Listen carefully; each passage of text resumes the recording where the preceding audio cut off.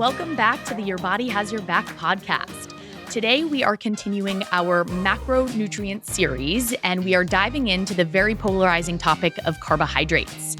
There is a lot of confusing and conflicting information out there about nutrition in general, really, but there's nothing more confusing than some of the messaging out there on carbohydrates.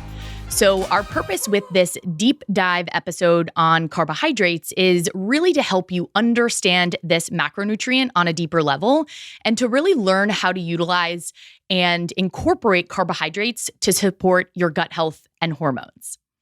So let's dive in and talk all things carbohydrates. So first up, what the heck are carbohydrates? So carbohydrates are one of the three macronutrients in our diet alongside protein and fats. Macronutrients, as a refresher, are kind of our energy-giving foods that we need in large amounts in order to function optimally and really to function on a basic level. Carbohydrates are generally derived from plant foods. So foods like fruit, grains, vegetables, legumes, certain syrups and sugars, and carbohydrates are also found in foods like dairy. Despite all of the fear-mongering about carbs out there, carbohydrates actually play a really vital role in the human body. Most notably, carbohydrates are a source of energy, and they're really the primary and preferred source of energy used by the body. The body will always preferentially use carbohydrates to make energy, or ATP, when it's available. ATP being that cellular energy currency of the body.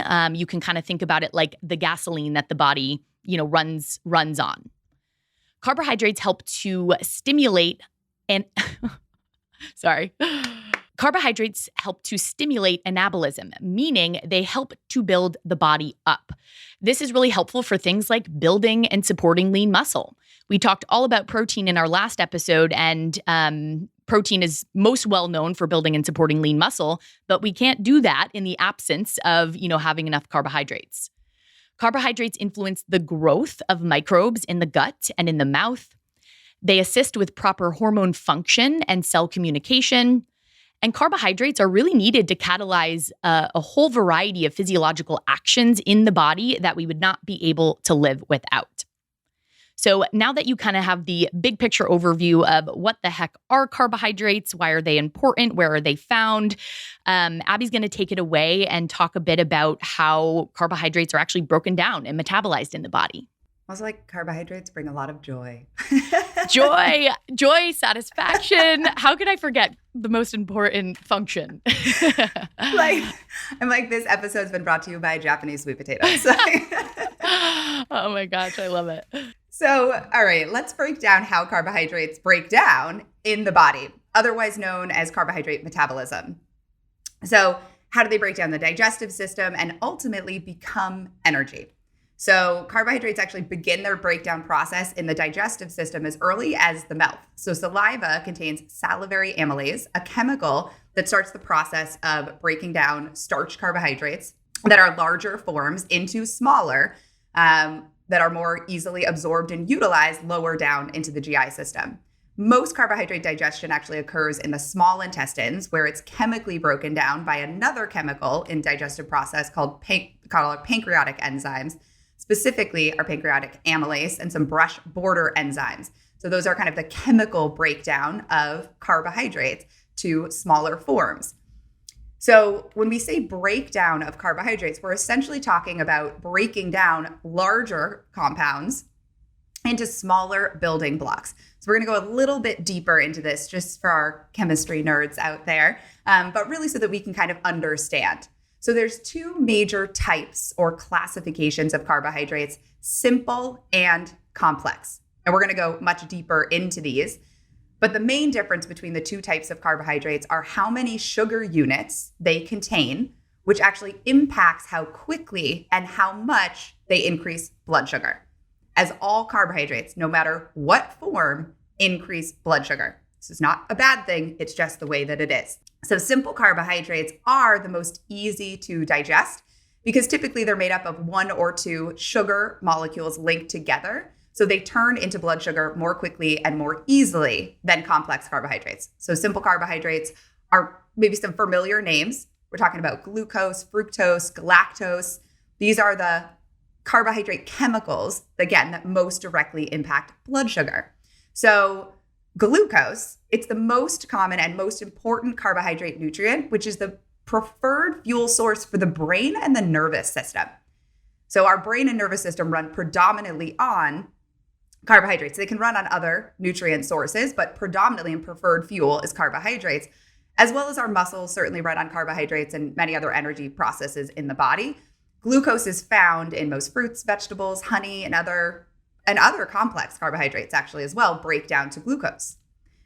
And we've got fructose. This is the sweetest carbohydrate in our kind of our mono and disaccharide families, and they're most often paired with glucose in many plant foods. However, due to the modernization of the foods that we have, we've now introduced things like high fructose corn syrup and other fructose dominant foods. Fructose must be converted to glucose in the liver. A little bit that's found naturally in fruits is normal, but the liver, when it's kind of given a big bolus of something like high fructose corn syrup in, let's say, a very processed soda, well, it actually puts a lot of burden on the liver. And we start to actually see some of that being stored in the liver. So this is where the modernization of our foods is changing how we're interacting with them. And we're going to talk about that a little bit later as well. And then our last of the single kind of monosaccharides, these small building blocks, is galactose. And this is found in dairy products and most often linked to kind of glucose in this disaccharide, so two sugar molecules linked together. Other disaccharides that you might have heard of or even seen on like ingredient labels would be like maltose and sucrose and lactose. Those are those other kind of smaller building blocks. So these might sound familiar, mostly again from ingredient labels. So complex carbohydrates on the other side take a little bit more work for the digestive system to break down, and thus are more gradually increasing blood sugar as they contain longer chains of these glucose molecules linked together in various ways, and most of them include fiber. Now we're getting the difference. The idea that the biggest difference is really between simple and complex is the speed at which the body is able to digest and break them down into these smaller units and influence blood sugar. And the speed at which our body digests and absorbs blood sugar actually has a rating system. It has a name, and that's called our glycemic index. And it measures how quickly and how much a food, when eaten in isolation, impacts blood sugar. So the quick and the dirty on the glycemic index is high glycemic index foods are broken down more quickly into glucose and cause a rapid rise in blood sugar. Many of these foods are simple carbohydrates, sugar, refined flour foods, white breads, white rice. Lower or more moderate glycemic index rating foods are those that, when eaten again in isolation, increase blood sugar at a slower, more gradual rise. And generally, these foods are more of the complex carbohydrates. So we're talking about the fruits, the vegetables, the whole grains, naturally higher in fiber. And Jilly's going to dive into this in just a minute. So the glycemic index is a helpful reference to understand how emphasizing more complex carbohydrates such as fiber and starches in the diet can help to reduce spikes in blood sugar. That being said, the glycemic index of food doesn't amount for carbohydrates being eaten in combination with other macronutrients. So coming back to the gut and hormone balance plate, so how they interact with protein and healthy fats that actually help to reduce the elevations in blood sugar, especially post meals. So this is why we teach to the gut and hormone healing plate, because food combinations are an amazing tool for balancing blood sugar. And lastly, the glycemic index is also not a perfect tool. So as some foods that are naturally nutrient dense get ranked higher on the glycemic index than lower nutrient dense foods. Like for example, fruits like watermelon get ranked as a higher glycemic index food than chocolate cake. So we're like, that doesn't totally align there. So no one tool is perfect for assessing nutrients in foods. And we always have to remember that when any of these like counters come out or ranking systems or anything, like we have to always kind of use our common sense too a little bit. And come back to the idea of this gut and hormone healing plate as the best tools to build out meals and snacks are the combinations of foods, the varieties of foods, our knowledge about blood sugar and nutrient density, and really emphasizing those. And that's really what we're going to help to tease out today, specifically as we go deeper into carbohydrates, which Jilly's going to take us on. I love that you point out that there's really no perfect tool, and kind of bringing in your common sense, your intuition. There is value to all of these things, or understanding, the glycemic index of foods, but it's really just assessing the increase in blood sugar after eating that food in isolation, which most of us aren't eating foods in isolation. And like you said, it's not really accounting for the nutrient density, which is so important. And hopefully with Abby kind of explaining carb metabolism a little bit more, and all of these different types of carbohydrates and sugars that foods can be broken down into, you're getting a sense of the fact that carbs aren't just bread. We joke about that often because, it's, I think when people think about carbohydrates, they just think about sometimes bread and pasta, which, yes, these are carbohydrate containing foods, but as you can see, carbohydrates are found in a lot of foods, and there's a lot of different types of sugars and kind of more complexities to carbohydrates than many of us realize. Oh my gosh, the amount of times clients are like, great, so we're talking about bread now? I'm like, we could be talking about bread, but we're not necessarily talking about bread. I know, it's so funny. So let's talk about carb classification a little bit more. So as Abby mentioned, generally speaking, carbohydrates can kind of be broken down or classified into two buckets: simple and complex.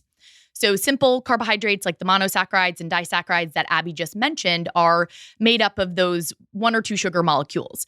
And, because they're made up of those shorter chains of sugars, they're broken down and they are absorbed more quickly into the bloodstream.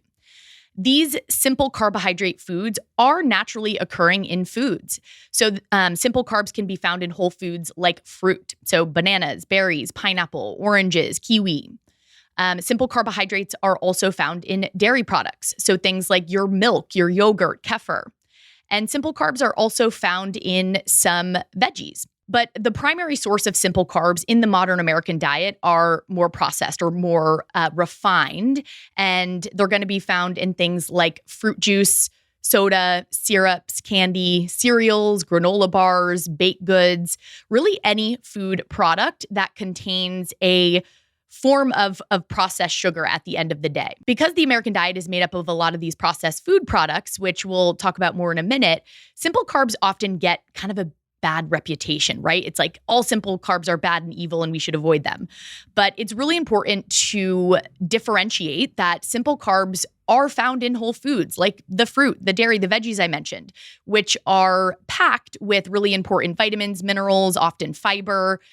So we don't want to totally rule these guys out, because there can be benefits and they do serve a purpose in the diet. Complex carbohydrates that Abby also just mentioned, like your polysaccharides, oligosaccharides, are made up of 3 or more sugar molecules bonded together. So we get those really complex chains of sugar. And they are made up of the digestible, partly digestible, and indigestible starches. And so for this reason, they do take longer for the body to break down. They make blood sugar rise a little bit more slowly. So we get more of that stable energy after eating these complex carbohydrates. So specifically, complex carbohydrates are going to be found in foods like your starchy vegetables. So things like potatoes, sweet potatoes, butternut squash, parsnips, peas. Abby and I talked a little bit in one of our previous episodes about our love for delicata squash, because it tastes like French fries when you roast it up with some fat and salt. Complex carbohydrates are also found in our whole grains like brown rice, millet, teff, buckwheat, quinoa, farro, oats. Also in legumes, so things like your chickpeas, lentils, black beans, white beans, kidney beans. Complex carbohydrates are also found in foods like whole grain breads and pastas, as I just mentioned. But similar to simple carbohydrate foods, there is really a spectrum when it comes to processing, and some big differences between whole food complex carb sources and more processed or refined complex carb sources, which again, we'll get into shortly. But I highlight this to mention that, it's not as simple as, oh, complex carbs are the best and simple carbs are evil. There's some nuance here. So it's helpful to have these buckets or these categories to understand, kind of the sugars they contain and how they're broken down. But ultimately, the processing of these simple or complex carbohydrates is really what we want to pay attention to at the end of the day. So simple and complex carbs, these are our two general buckets for carb classification. Next up, we have fiber. With talking about carbohydrates, we got to touch on fiber. We do have a really great deep dive episode on fiber coming later this season, so stay tuned if you want to go on that journey with us. But for now, we just want to touch on what fiber is and why it's important since, this is a big thing when it comes to talking about carbs. So to define fiber is a type of carbohydrate only found in plant foods. And it's really the non-digestible part of plant foods, meaning that it passes through the digestive system intact and it's not broken down by that process that Abby just laid out for you in terms of, being broken down by stomach acid, digestive enzymes. So it resists digestion essentially. Fiber is going to be found in things like whole fruit, starchy vegetables, both of those which I just called out a few minutes ago. Fiber is also found in high amounts in non-starchy vegetables. So things like garlic, onion, broccoli, cauliflower, bok choy, zucchini, mushrooms, a little bit in dark leafy greens, also your beans, legumes, and pulses, your whole grains, and also your nuts and seeds. So all of these kind of whole plant foods or minimally processed plant foods is where we're going to find the most fiber. Fiber plays a really essential role in maintaining and promoting overall health. Fiber specifically helps to slow down the absorption of glucose into the bloodstream and helps to essentially elongate your blood sugar curve after eating, which makes it really essential for blood sugar stability. Fiber is probably most well known for its important role in supporting gut health. Fiber does provide fuel for healthy gut bacteria and helps to maintain a healthy gut ecosystem. So we have lots of good bacteria and, not so much bad bacteria and just a really kind of healthy, resilient ecosystem there. Fiber supports healthy digestion and bowel movements, and it also helps to maintain a strong gut barrier, mucosal barrier. Fiber supports immune function. It's associated with lower levels of inflammation, and it actually supports the production of satiety hormones like peptide YY and CCK, and it also helps to reduce the hunger hormone ghrelin, so we feel satiated and full after eating a meal. It's recommended generally that women eat about 25 grams of fiber daily, and men aim to eat about 30 grams of fiber daily. Newer research indicates that a better goal is probably more like 35 plus grams of fiber daily for most adults. So we feel those guidelines are a little bit low. So I think we can increase that range a little bit and aim for 35 plus grams of fiber daily for most adults. But it is estimated that most adults currently only consume about 17 grams of fiber daily on average. So we're not even getting close, to that lower benchmark for fiber recommendations. And a recent statistic that we found estimated that only 5% of U.S. adults actually meet the basic recommendations. So 5%. That's a pretty astounding statistic, when you think about it and how important fiber is. We got a lot of room for improvement there. And fiber and fiber types are really more complex, which is why we're not going to go into that piece today. And we're really going to give fiber the attention it deserves. And we're dedicating an entire episode to that deep dive on fiber. But ultimately, we really just want to get enough fiber daily from plant foods. We want to get adequate fiber intake. And we also want to get a lot of diversity with the fibers that we are eating to support optimal health. So we're getting a variety of fibers. And when we're eating these fiber-rich whole foods, they're coming along with a lot of other really important vitamins and minerals. When it comes to increasing fiber intake, we really want to drive home the fact that it's important to kind of start low and slow in terms of if you do a quick fiber audit and identify that you're only eating 10 grams of fiber daily, don't start eating 40 grams of fiber tomorrow. That is not going to feel good for your gut. Do not blast your gut. So, take it slow, start from where you're at today and work up towards, bringing in about 7 to 10 grams of fiber per meal. That's kind of a good goal to be able to kind of spread fiber intake out and to build it into all of your meals, and then ideally getting some fiber in snacks as well. If we're having, meals that have 0 or 2 grams of fiber, it's going to be challenging to kind of meet those overall fiber needs. So kind of a good distribution at meals throughout the day. In terms of how do we increase our fiber intake, couple specific examples to highlight, because I think that number of 35 plus grams can sound a little scary. It doesn't have to be complicated. So, if you're having, toast and eggs for breakfast, maybe we add half an avocado. And avocados, depending on the size, have about 6 grams of fiber. Bam. 6 grams of fiber at breakfast.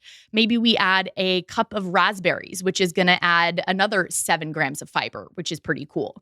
So it doesn't have to require like a lot of energy and effort. It doesn't have to be complicated. It just requires being intentional and being thoughtful about how you're bringing these foods into your diet.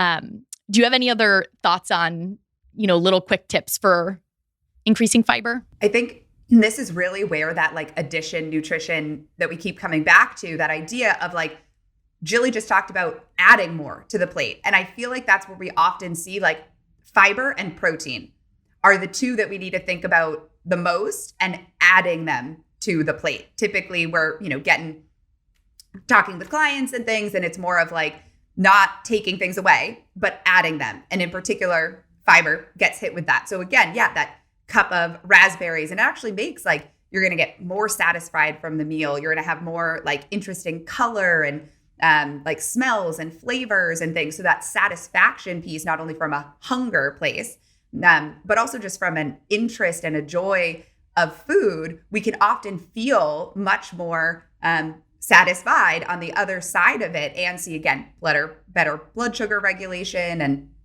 energy production, and more consistent, because that's going to reflect in our mood. That's going to reflect in our actual energy. That's going to reflect in our hormones and our thyroid and all of these processes that we really want to be humming along at a very consistent basis and not on the loop-de-loop roller coaster. So I think really thinking about when we look at the plate, where's opportunity in those non-starchy vegetables, let's say, opportunity in fruit, opportunity in those real whole foods, versus thinking fiber and then trying to go turn over an ingredient label to see, well, how much fiber does this have? And it's like, well, let's go real whole foods. Let's go ingredients versus products. And we're going to kind of tease that out a little bit more as we go forward. I love that. And I do think it's often the default, just based on the world we live in, to approach nutrition from an elimination kind of standpoint, in terms of elimination nutrition, where we're always kind of looking for, what food is bad? What should I be cutting out? What should I be limiting?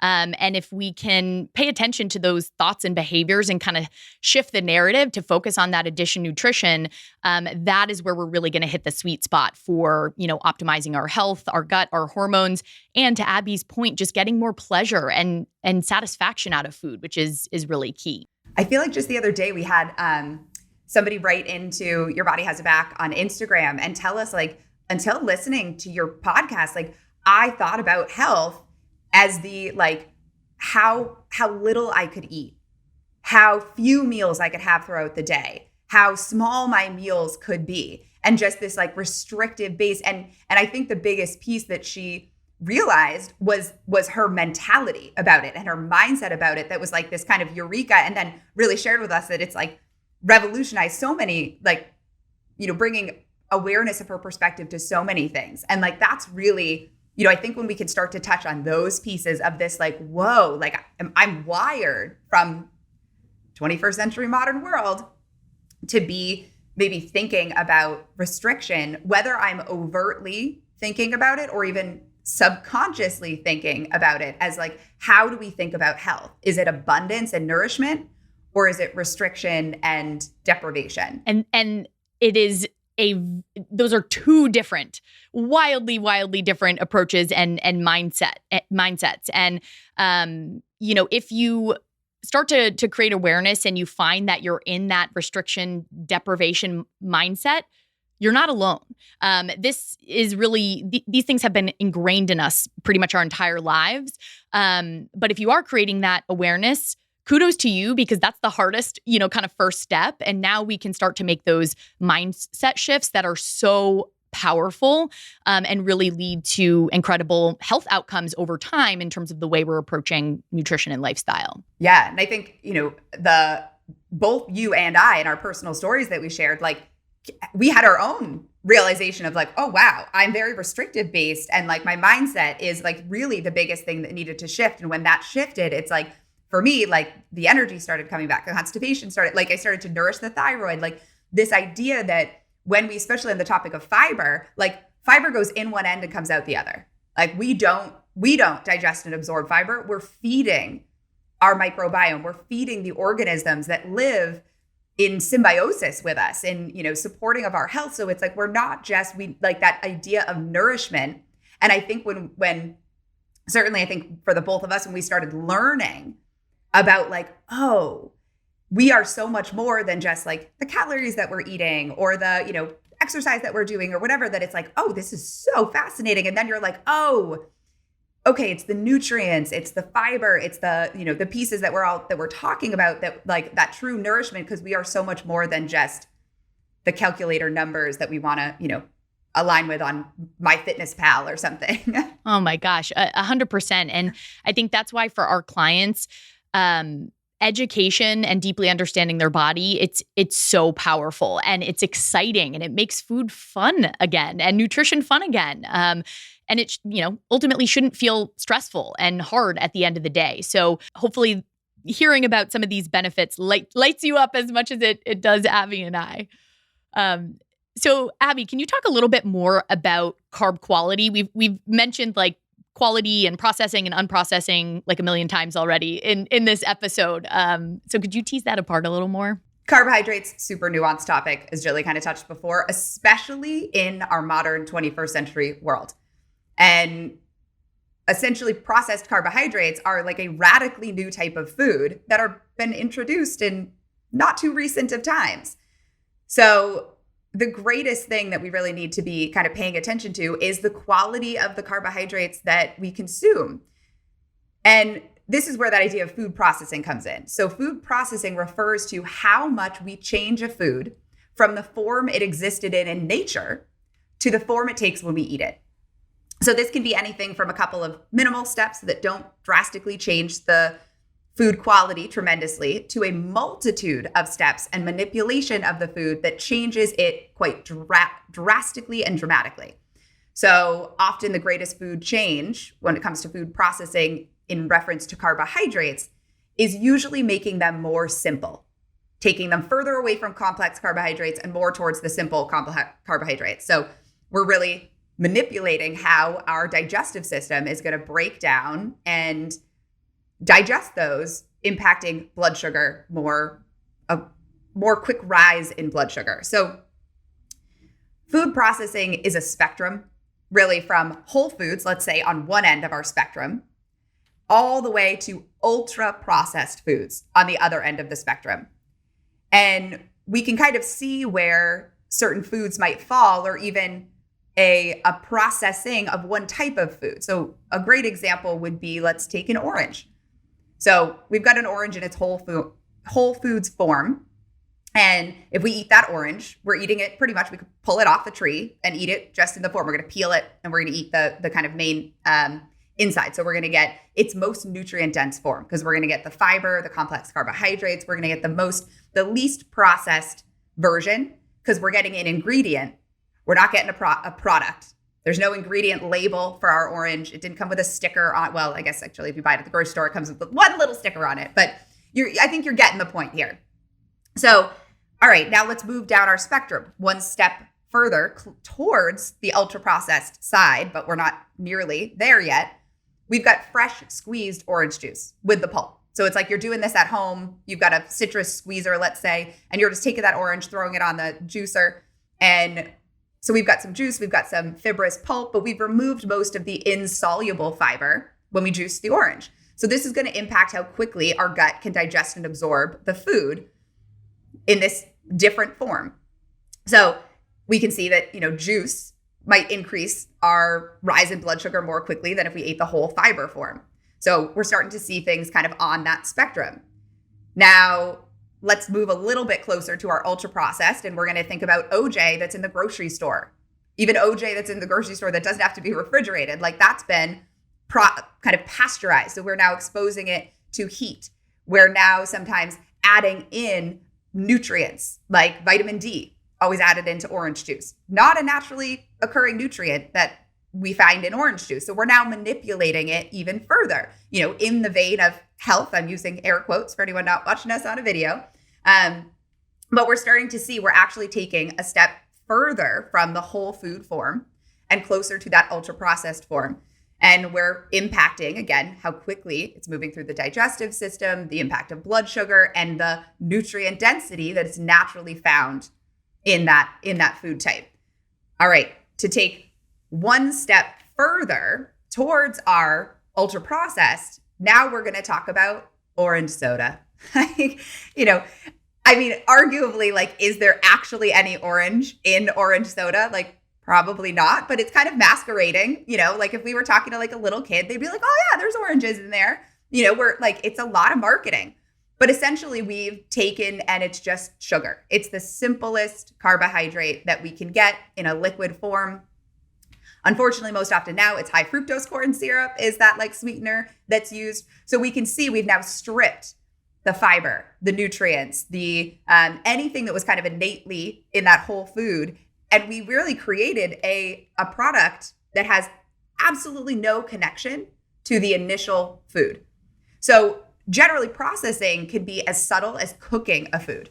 Technically, that's a processing, which is slightly changing its form to, something more dramatic, which could be totally changing how our body even interacts it. So we want to be thinking about, this spectrum when we're starting to think about kind of processed foods, and generally speaking, emphasizing more ingredients and less products when it comes to building our gut and hormone healing plate, especially in the realm of carbohydrates. So, this is really when we look at, what are we eating these days? And in recent years, the top carbohydrate sources from the CDC consensus report cites that Americans' most eaten sources of carbohydrates are grain-based desserts. So we're talking about cakes and cookies and desserts and pies. I think custards were on the list. Pizza, alcohol, that's a carbohydrate, very simple carbohydrate, actually preferred source. When we drink alcohol, our body actually stops the metabolism of everything else and prefers that because we got to get it out of the system. It's pasta, soda, energy drinks, sports drinks, breads. So this is pretty much a list of processed foods. And the challenge is that these foods were and are engineered to be so enticing, as our food system has massively shifted over the past 50, 60 years to favor processed and ultra processed foods. The introduction of highly processed carbohydrates came into the scene in the 1970s, essentially introducing a whole new category of foods into our food system. And that's really where these kind of ultra processed orange sodas versus, the whole foods kind of came from. And they're very different foods that really can no longer be compared. And unfortunately, what we also see is a very clear trend starting in the 1970s that correlates the increased consumption of highly processed foods with a rapid increase in lifestyle-driven diseases, such as diabetes, obesity, cardiovascular disease, and many other metabolic-driven diseases. So this shift in our food system essentially shifted us as a population into an era of being overfed and undernourished. That is an incredibly powerful, statement there.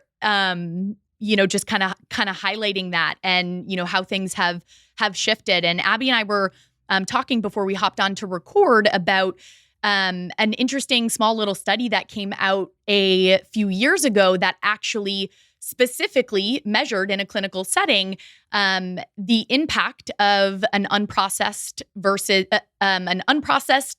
versus an ultra, processed diet in individuals. So this was a short study, but they had two groups of individuals, and for 2 weeks, they had one group eat an ultra processed food diet. The other group ate an unprocessed food diet for 2 weeks. And the diets were completely matched for calories, carbs, protein, fat. So they were the same, but the sources of food were processed or unprocessed. And after 2 weeks, the groups swapped. So the ultra-processed food diet group switched and ate the unprocessed food diet, and the other group swapped as well. And what was found across the board is that people who were eating the ultra-processed food diet, on average, consumed about 500 more calories per day. People in the study were not instructed to eat certain quantities. They were kind of, served these similar dishes and just told to eat to satiety, eat until you're full and comfortable. And so when both groups were eating the ultra-processed food diet, although calories, carbs, protein, fat were the same, the ultra-processed food group was eating 500 more calories per day. And I think it's just, really highlights well the fact that, the ultra-processed foods and the unprocessed foods, they're not the same thing. And the nutrients and the fiber that are lost in processing have a really big impact on the body. So, we're impacting hunger hormones and communication between, the gut and the brain. We're impacting blood sugar and insulin. So it's just, kind of also speaks to that statement that Abby made about a population that is overfed in terms of, maybe we're getting enough calories, but we're actually undernourished in terms of the nutrients that our cells need to function optimally. It so highlights that satiety piece.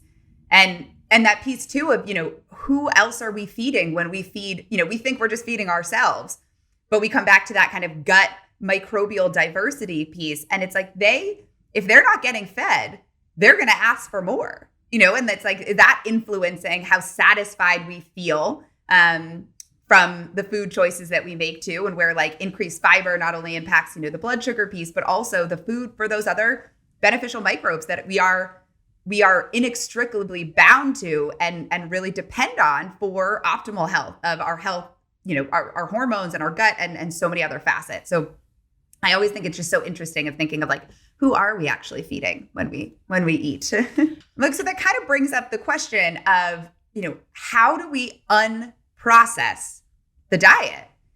And, what do we do with this information? And, generally, the main goals are really to be focusing on crowding out simple carbohydrates with more complex fiber containing carbohydrates. Does that mean that we can't eat simple carbohydrates? Absolutely not. I mean, we've also found out simple carbohydrates are found in some of these very nutrient-dense foods, but it also doesn't mean that we can't enjoy the cookie or the brownie or the custard. But more of that crowding out and that balance of having, my favorite time to have a dessert is after a meal. Because I already had my protein and I had my fiber and I had all my stuff and I'm ooh, now it's dessert because it's going to be received in a, generally a period of time. Maybe I'm not eating it immediately after my meal, but a couple minutes after my meal most of the time.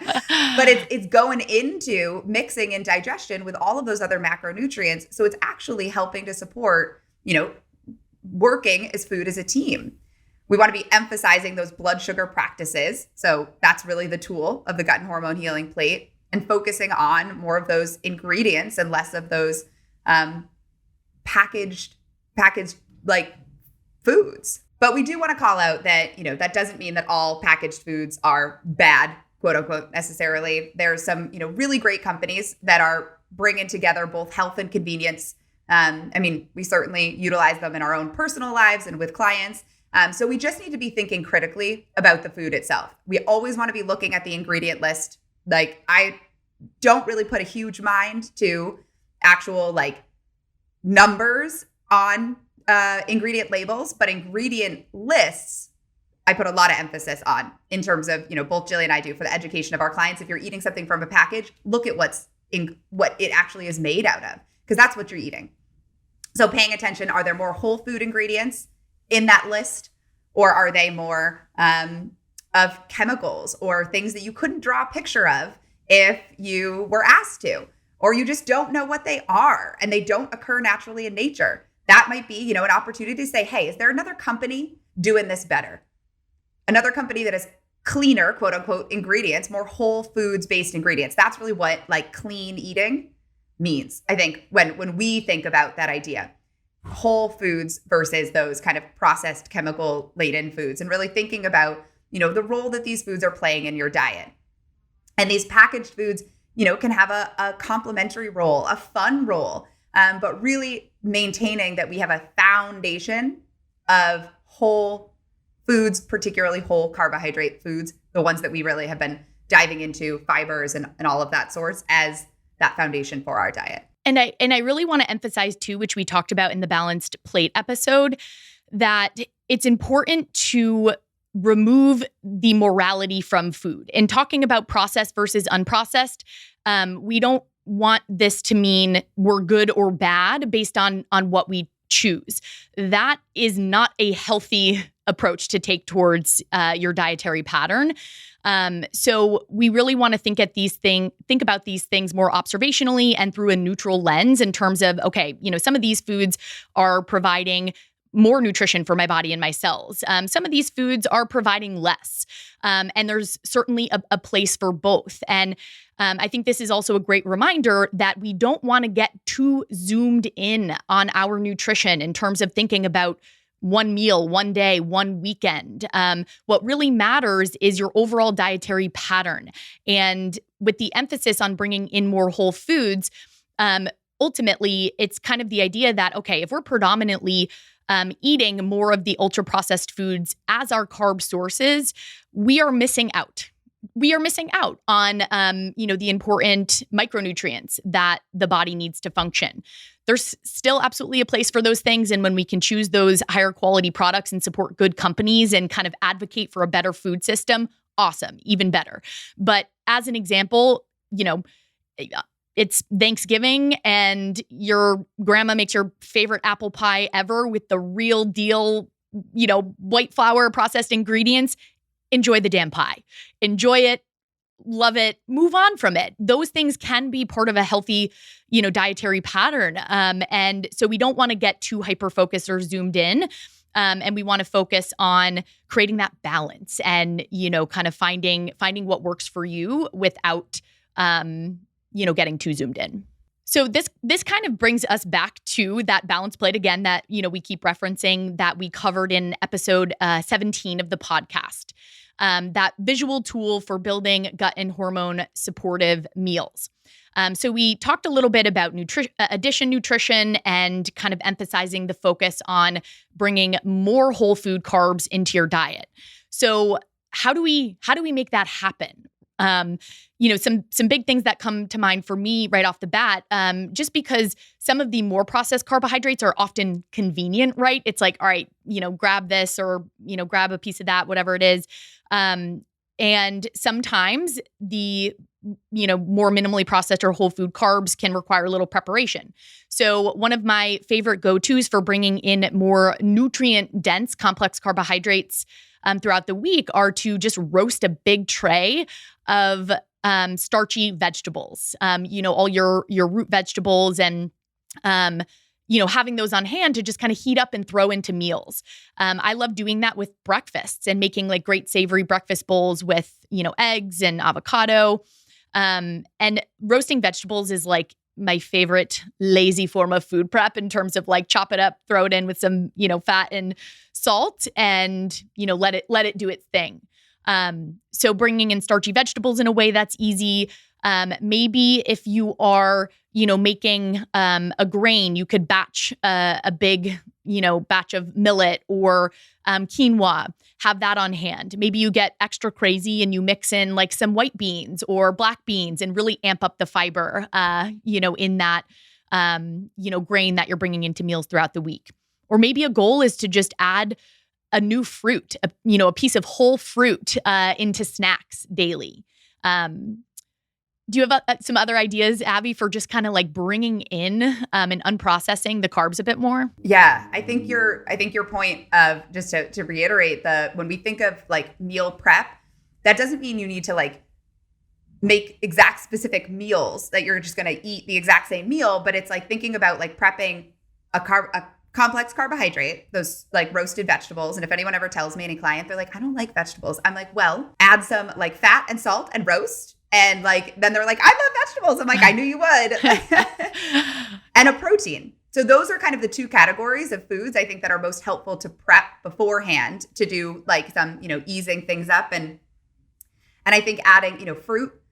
I feel like people so many times, like with clients, will kind of ask, how many on average, like how many vegetables do you eat in a day or a week? How many fruit? And so few people are eating fruit, I find. I don't know if you see that, Jilly, but it's like 0 or 1. And I'm like, where's the fruit gone? Or I had orange on the plane ride. I was just on a plane, and I like almost felt like for a second, I was like, this opening, and it's like it smells so good or whatever. But I was like, not a solitary other person on this plane is eating any fruit. And it's like the most convenient food that there is, like an orange or an apple. A banana is a little hard to travel with. It's so delicate. But so I think really like pulling in and like more of those sources, prepping. I think millet is a very like overlooked grain, and it's like kind of a couscous, but it's not a pasta based. So it's like getting kind of creative. And I think that idea of variety, thinking about what's one different, maybe new complex carbohydrate that I could introduce into my diet this week. Like you don't need to overwhelm yourself with like, oh my gosh, all right, now I need to just like throw everything out and like eat all of these new foods. It's like change one at a time and maybe adopt one practice, even if it's a new prep practice. It's like, okay, one new prep practice every couple, like 2 weeks, every month, if that feels even more overwhelming, but one new carbohydrate food in your grocery store shop that's a complex carbohydrate like per week is like a nice gradual way to introduce more of these fiber complex carbohydrate foods. I love that approach of just, keep it simple. And we understand being excited about like, ooh, I want to make all these changes and bring in all these, whole food complex carb sources and the, whole food simple carb sources. But you don't have to overhaul your diet overnight. And, ultimately after, working with hundreds of clients over the years, we've seen firsthand that trying to do things too quickly, it's just not sustainable. So choose the one or two things to incorporate. And that's a really, really amazing start. I also have to mention, I thought of another easy source that I've been loving in real life recently of complex carbohydrates. So I'm a big fan of like frozen veggies and frozen, starchy veg for something easy. And that you can just stock in the freezer. And I love Cascadian Farms is a brand that has all sorts of freezer items. And they have a great root veggie hash that has like potatoes, sweet potatoes, carrots. It's all shredded up. And I love, just sauteing that in a pan and again, eating that with like, some eggs or smoked salmon, sausage, which is a fun little convenient tip. I love that. Actually, it just made me think of one of my like favorite kind of like tips to do similar of like, again, we'll go Japanese sweet potatoes here. But like making like toasts out of them. Ooh. So you kind of slice them in like the lengthwise so that they're more of like the long, kind of thin, maybe like a half an inch thick, and then do a big batch of roasting them and then store them in the fridge. You can put them in Tupperware. They'll stay for a while, or you could even freeze them. This actually is increasing their resistant starch, which is a, really nutrient dense form of starch for our microbiome. We're going to dive into that in our fiber episode. But then when you're going to enjoy them, you literally can treat them like toast. Put them in your toaster and like reheat them. They're already cooked, but you're going to kind of crisp them up and then use those as your avocado toast. Use those to put your egg on. Use those to put your, maybe almond butter and like honey and what, like if you're making it like a sweet kind of version of them. And that's where actually increasing, again, the nutrient density. We're having something that feels as satisfying as like a piece of toast, for instance, but we're just changing up for variety standpoint. Or I'll add like cream cheese or something onto those, and then like salmon, like so many things you can do. I'm hungry right now. I am. Oh, that sounds so good. We're big fans of finding vehicles to put toppings on. If you haven't realized, Yep. Yeah, just some fun ways to kind of bring these things in, and ultimately, we really want you to think about, how can I utilize carbs to my advantage to help my body function optimally? And we've talked in depth about that plate and really having all of those core components at meals to really balance the blood sugar, provide your body with everything that it needs. And what about snacks, right? We're talking about bringing fruit into snacks and, other carbohydrates in. And if we're not having a full meal, how does this all, kind of fit in? I love the term of like no naked carbs. Yes. Dress them up. So, put clothes on them. And like dress those carbs up totally. But sometimes like a snack, a snack is an opportunity. Like we should be thinking about snacks as opportunity for increasing the nutrient density that we're taking in a day. So I feel like we've kind of sometimes associated snacks with like, ooh, cookies, ooh, chips. And it's like, okay, can we think about quality and increasing the, ingredients there? But they could be like thinking of them either as mini meals where we've gotten, it's actually just a smaller portion of a meal potentially. You always go by your hunger as like the biggest guide. If it's, you're calling it a snack, but you're really hungry, like eat a bolus of food, like a good serving of food is going to make you feel satisfied. But let's say you're more in the grab and go, or you're kind of, you're in between meals and you're a little hungry, but you're going to be overly hungry if you don't eat something for your dinner. Thinking about a pairing of a carbohydrate and a protein, and those just together. So we've kind of simplified the plate, but we're thinking about the foundations of like the plate and our blood sugar. Those are two big things that we want to think about. So a protein and a carbohydrate together, we're getting the energy sources from the carbohydrate, that kind of quick energy, brain fuel, muscle fuel, all that good stuff. And the protein, which is giving us kind of satiety, giving us balanced blood sugar, giving us, building blocks for those brain chemicals, for all those things. And we're simplifying it. So that's that idea of no naked carbs. We're dressing our carb up with like that protein with the buddy. It sounds as simple as it is. And if you're new to this, definitely it can take a little more, thought. But Abby and we do this for a living. And if I'm planning out snacks, I'm thinking, all right, I'm going to grab a fruit for my carb. And what am I going to bring in for a protein or fat source? I'm going to grab a boiled egg, or maybe, a Paleo Valley, meat stick for a protein, and bringing those two things together. So, always first and foremost, think about what you feel like eating, what sounds good. And then, think about those food pairings and dressing up the carbohydrates. So no naked carbs. Yeah. No naked carbs. And I think a lot of people think too of like, this is where like banana and almond butter or banana and peanut butter would come in. And we kind of called nut butters out a little bit to say like, hey, you're pretty nominal in your protein amount. So this is where I kind of like to doctor up nut butters. And it can be like so yummy where it's like, okay, if I want my peanut butter or almond butter, maybe I can add like 2 tablespoons of hemp seeds and just mix it into the nut butter. Or I saw something the other day of somebody that mixed in, I would do hemp seeds for the protein and some more healthy fats, and then like shredded coconut, and they put them on like apples. It was like a play on like a Girl Scout cookie. Those like, I think they're called like Samoans or something. Yes. And then they like drizzled it with like a little chocolate. I was like, oh my God, that I would go bananas for. But it's like, you can just like get your proteins in there with, hemp hearts. I love to like throw that stuff on everything. And just emphasize, like turn the volume up on that protein with just some additions. I love that.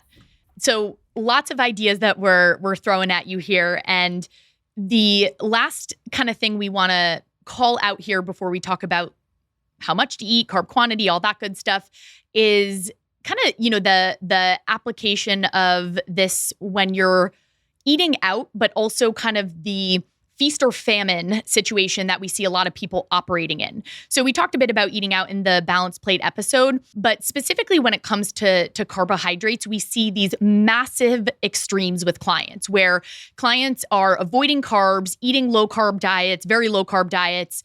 And then come the weekend, they're out with friends and, they're having pizza and they end up having, 5 slices of pizza. They feel sick. They feel guilty. Come Monday morning, they're like I don't tolerate carbs, they don't make me feel good. And I'm back to my like low carb, very low carb extremes. And it's almost like this mini form of yo-yo dieting between the weekends and the weekdays with these extremes.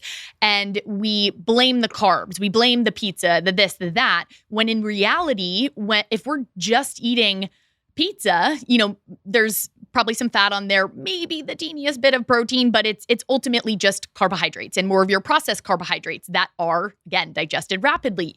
So if we're just diving in and eating 5 slices of pizza or, a big bowl of pasta with no protein, with no fiber, with, no healthy fats, none of us are probably going to feel great after that meal because we're going to be riding that blood sugar roller coaster and doing all the loop-de-loops, as Abby would say.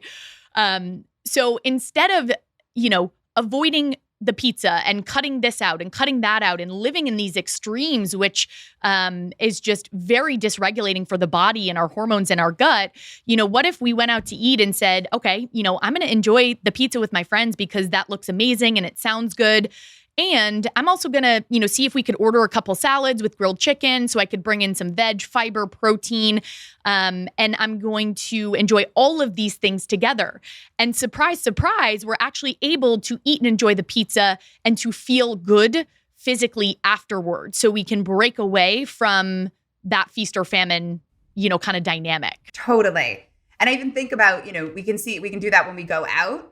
But even in that like semi-homemade world that I feel like I live in, it's like, okay, you ordered pizza in. And then it's, either maybe you didn't want to order the salad from, the salad and the grilled chicken from that place for this example. It's like, could we just do a little like prep of maybe it's like you've got some arugula in your fridge and you're like, all right, I'm going to make a little salad here. And, and maybe there's some protein. You're like, all right, I'm going to throw some like smoked salmon on it or something. That might be an interesting combination. I would definitely eat that. Same. Or even, yeah. Or even like, I'm going to eat a Paleo Valley meat stick before I eat this pizza. That it's like, it could be so simple of like, just, all right, what's going to be my like protein source here that I'm going to kind of dress up my carbohydrate. If we're just in that, we just ordered pizza thing, it could be something like really simple where you're like, all right, I'm just kind of like doing a service here, knowing this is super important, or, making it to be kind of more like part of that meal. So utilizing like some of the tools that you might have between like home or restaurant, even looking at the sides on restaurant menus. I think all the time you can get more veggies there. Sometimes there's like, mostly I think it's like veggies and things, not sometimes there's like a ton of proteins in those sides, but more opportunity for that fiber piece. And hopefully this highlights for you that, a healthy optimal dietary pattern, one, is going to be unique to you, but it should be flexible so that you can achieve, optimal gut and hormone health and really overall health, but also enjoy your life and have fun and, not be obsessing about these things. So these are just kind of, some tips and tools to give you a sense of how you can apply and utilize some of these things in your day-to-day life. So let's kind of touch on how much carbohydrates we actually need. How much should we be eating?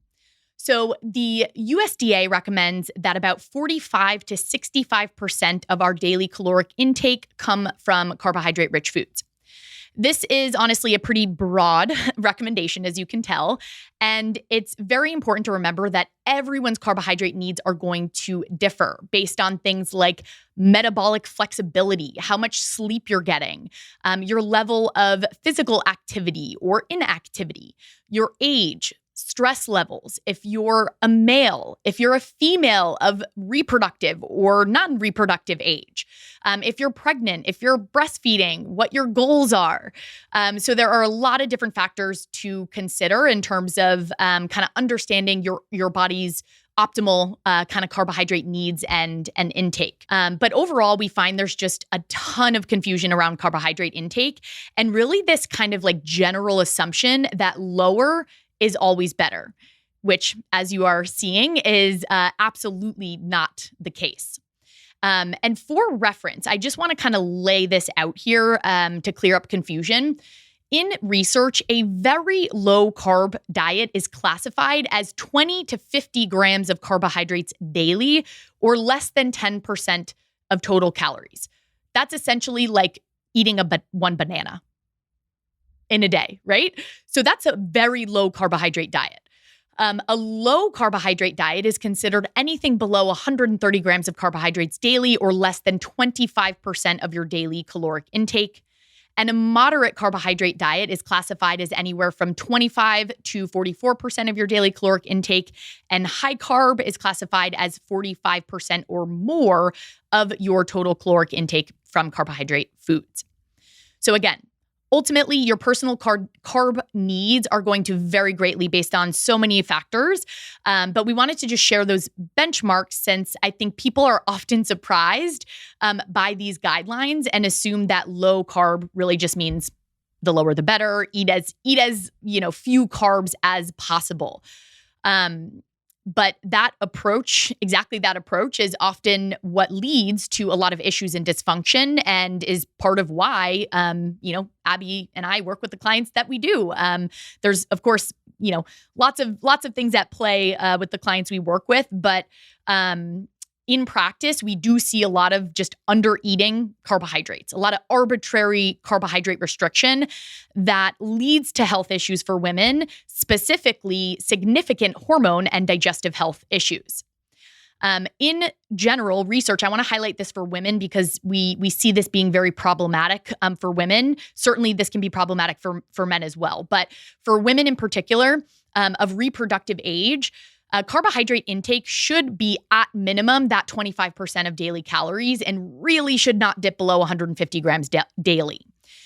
Most women will actually need more than that to support just day-to-day activities, and even more than that if they exercise regularly and they're physically active. But that's kind of a minimum starting point. And I cannot tell you how many women I work with that are not even getting that bare minimum of 150 grams carbs daily. And their body, let me tell you, is feeling it. I think that putting it in reference, I always find to be like eye-opening for many clients of like, oh, wait, what? I'm like, yeah, 150 grams of carbohydrates is still a low carbohydrate diet. And sometimes it's like people can feel that of like lethargic. They can feel it as like aches and pains. They can feel it as just like, exhaustion and brain fog and all of these things. And it's like, then we're like, oh my gosh, we have to take more out of the diet because like our gut and our thyroid are going crazy. And you're like, no, we actually have to just invite things in and like not create, so much scarcity for those really important carbohydrate macronutrients in the body. Exactly. And this is very, very important in particular if you have thyroid issues, if you have PMS and period-related symptoms or irregular cycles. If you're thinking about fertility and, trying to get pregnant or conceive. If you have blood sugar issues, which that statement, might surprise people because we think blood sugar issues and we think low carb, cut them all out. But what we see in real life in our clinical practices is that the over restriction of carbohydrates is making blood sugar issues and insulin resistance issues worse. And also, if your body is under more stress, if you're experiencing a lot of emotional stress, maybe you're a new mom and your kid is having a sleep regression and you're not getting great quality sleep. So your body has a lot of physical stress as well from lack of sleep. These would all be indications that a low carb diet is not appropriate for you. And we need to be really thoughtful about, how we're bringing in carbohydrates and making sure that we're fueling optimally. And I would even add like constipation to that list. Yes. Sometimes we can get constipation as a result of a stressed thyroid or stress in the body. But we also think about, the importance of feeding that microbiome. And if we're on this very extreme low carbohydrate diet, we're starving those guys too. And, that can even be leading to things like chronic bloating. So, actually inviting in more, which again is going to, all of them are connected. It's like our gut and our hormones are inextricably connected. What nourishes one nourishes the other. 100%. And in practice, Abby and I, run stool testing with most of our clients, and we'll actually see on paper widespread depletion with healthy commensal bacteria. And, with individuals that are overly restricting carbohydrates and just that arbitrary restriction really, so that we're not getting in, enough of the nutrients and fibers that we need to support a healthy gut ecosystem. And then it just has that ripple effect like Abby described on the systemic body and on hormones specifically. So ultimately, it's about finding your personal sweet spot and focusing on carb quality. Carb quality and the nutrient density. It's also about the pairing of the macronutrients together, right? So no naked carbs, dressing them up with the protein and the fats. We need to get over the fear of carbohydrates, and we need to shift towards that addition nutrition and thinking about actually utilizing those and taking advantage of them for the laundry list of benefits that, we've discussed so far in this episode. And just one more specific kind of note on low carb diets. I would, be doing a disservice to you if we didn't highlight this. There are some cases where a lower carb approach or a lower carb diet could be appropriate. Most commonly, that's going to be for, someone who fits the profile of a lean male. So remember, male and female hormones are very different. So a lean male that has a lot of metabolic flexibility, not a lot of stress, or possibly a very low carb diet could be utilized in a therapeutic sense. So meaning it's a short-term tool that is part of a plan for addressing, maybe a specific health dynamic. But it's short-term and it's executed thoughtfully. It's not just, let's cut these guys out forever. But generally what we're finding is that, people really need more carbohydrates than they think. And the emphasis really has to be on carb quality and using that balanced plate to pair things together for optimal blood sugar balance. And, if you're kind of wondering, okay, am I eating enough carbohydrates? Definitely it might be helpful to do a little bit of an audit. But some outward signs and symptoms that could indicate you are not eating enough carbohydrates or there's some imbalance with how you're incorporating them would be things like anxiety and irritability. I would say anxiety is one of the biggest things we see in practice when people are under eating carbohydrates, since we're going to jack up those stress hormones. Head hair loss. Poor recovery from exercise. So like a lot of soreness, muscle soreness, for days after working out. Irregular or absent cycles, difficulty building lean muscle and weight loss, fat loss resistance, acne, particularly cystic acne around the jawline is something I see commonly with overly restricting carbs and disrupting the nervous system, poor thyroid function, and also disrupted sleep. So those are some things that you could think about outwardly. And Abby also mentioned constipation. So, digestive issues can be a big one as well. Yeah. So I think, really can help us to assess, like, are we, do we identify with any of those? And then really kind of thinking of what's my relationship to carbohydrates and even, what's my relationship to the processing of carbohydrates? And that kind of takes us into, our last little mention of this nuanced world of carbohydrates and some of these kind of hot topics, we might call them. When we're thinking about this idea of unprocessing or unmodernizing, we might even think about too, our diet, it's not just because of the low quality nutrients that, are being, or the lack of quality nutrients that we're kind of taking out of the foods. We're also, with this processing and this modernization of our world, we've also introduced some pretty gnarly chemicals and compounds into our world, into our bodies through our food system. And Jillian and I kind of felt like we couldn't not mention this as part of our carbohydrate episode because, many of those foods are these carbohydrate foods that are, falling on the spectrum of the processed and ultra processed. And what we see with many of these carbohydrate foods is we can see an increase pesticide exposure through non-organic carbohydrate sources. They're, most specifically glyphosate, which is a widely used pesticide in the US today. It's banned in many other countries. And it's a huge threat to, our health, especially our children who just have littler bodies and they eat a lot of grain-based products. And we now, in the processing of many of our grain-based products, be it like oats and wheat, we actually spray them twice. We spray them once out in the fields to actually do the pest management because glyphosate basically kills bacteria. We are more bacteria cells than human cells. Let's not forget that.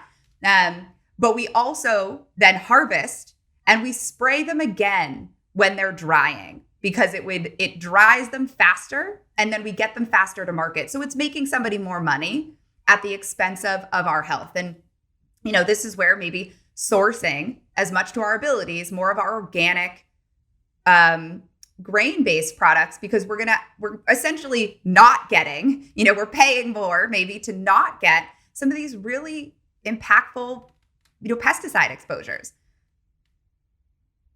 We also see things like artificial ingredients and colors and preservatives that are introduced. And we see a lot of association, again, especially in our little ones, with things like mood and ADHD and attention deficit disorders increase with the exposure to these chemical compounds, particularly like a lot of the numbered chemicals and things like that. So again, looking at that ingredient list and saying, hey, is there anything that I couldn't draw a picture of, that's not an actual ingredient? It's a chemical. It's a factory made ingredient that, could be irritating. Along with that, we see kind of lower quality nutrients being introduced to fortify, like our vitamin D in our OJ. Does that need to be there? Can we get those nutrients from other places like the sun, for instance, for vitamin D? I mean, I know many of us might not live like Boston in the winter. We might need, some support around these things, but we can get many of these nutrients from whole food sources. We don't need to be eating these fortified foods in order to get like iron from grains. Like we can get iron from animal proteins where it's naturally a source in that food. So, let's look for foods that are naturally containing these nutrients versus the ones that we've just souped up to make them appear like they are more nutrient dense, because, many of the forms that they're using of these nutrients are, misaligned forms that actually cause inflammation in our bodies. So again, kind of big picture, the real goal is eating foods, especially in this carbohydrate conversation, in their naturally occurring forms, and emphasizing ingredients, looking at those ingredient lists if it's more of a product, and making sure that those are, whole foods themselves. Because, with this modernization, we are seeing more food allergies, more today than ever before. We're seeing more gluten sensitivity and celiac disease because of the manipulation that we're doing in terms of the growing of our grains, but also the use of pesticides. We're seeing more autoimmune diseases. We are manipulating our foods and the chemicals that we are exposed to as a part of that processing of those foods and in our food system that is causing our immune systems to become highly alarmed, leading to more frequent inflammatory and lifestyle-driven conditions. And that's not to, drop a bomb at you at the end of the episode. We'll definitely, talk about this a lot more, but we would be doing a massive disservice to you if we didn't provide you with that information. And it's to get us thinking and to, start creating more awareness around our food choices, around simple shifts that we can make, around advocating for better quality products, a better food system that actually supports our health at the end of the day. Yeah, I always kind of think about like voting with our dollars of like what we're spending money on is.